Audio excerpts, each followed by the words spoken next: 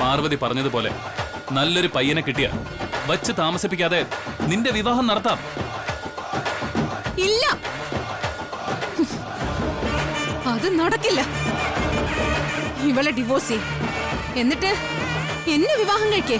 ചേച്ചി, ജാസ്മിൻ കത്തി കയറുകയാണല്ലോ. ഇവളെ ഡിവോഴ്സ് ചെയ്യാൻ.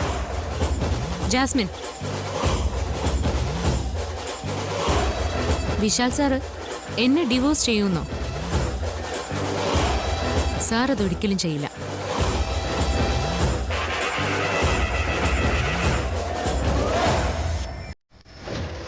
ഇനി അഥവാ സാർ ഡിവോഴ്സിന് ശ്രമിച്ചാലും ഞാൻ സാറിന് ഡിവോഴ്സ് കൊടുക്കില്ല.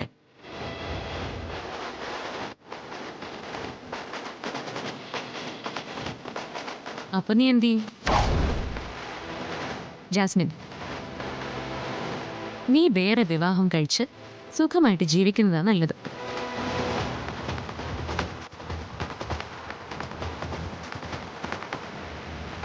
എന്തിനാ നടക്കാത്ത സ്വപ്നത്തിന്റെ പുറകെ സഞ്ചരിച്ച് നല്ലൊരു ജീവിതം ഇങ്ങനെ പാഴാക്കി കളയുന്ന?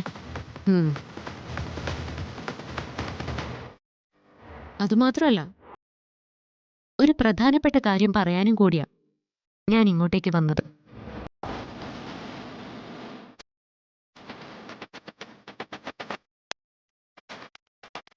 വിശാൽ സാറിനോട് ഞാൻ അനുവാദം ചോദിച്ചില്ല.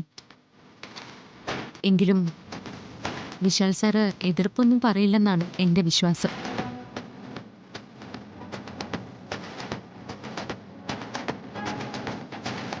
ഇന്നു മുതൽ ഞാനും വിശാൽ സാറും 2 മുറിയിലേക്ക് എടുപ്പ് അവസാനിപ്പിക്കുകയാണ്.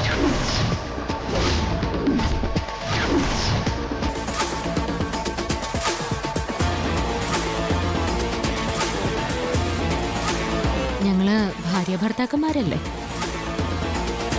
എന്തിന് 2 മുറിയിൽ കഴിയണം?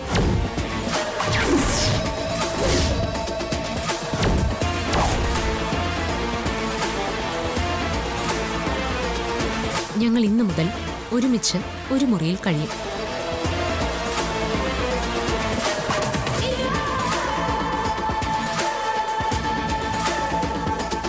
എന്താ വിശാൽ സാർ, സാർ എന്ത് പറയുന്നു? ഞാൻ പറഞ്ഞത് അവിവേകാണോ? ഏയ്, ഒരിക്കലുമല്ല.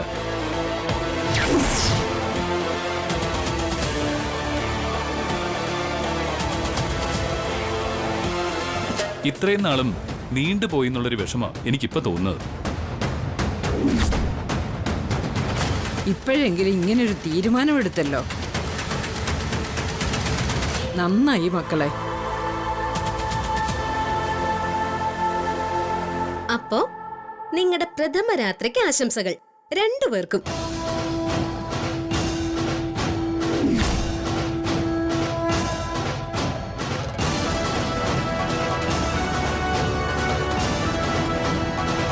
വാ.